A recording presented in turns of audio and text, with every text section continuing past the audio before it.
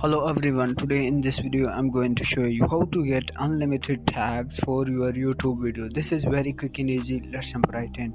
First of all, open your Chrome browser and search here. Go to your Chrome browser search bar and type here rapid tags. Click here rapid tags, click on first link.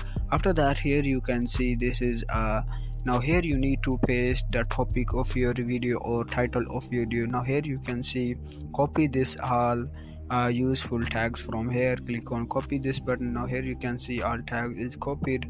Now go to your mobile phone or your YT studio and scroll down and click on see more button. Now click on see more button, delete the old tags from here. Click on this delete icon. Now paste the new tag here.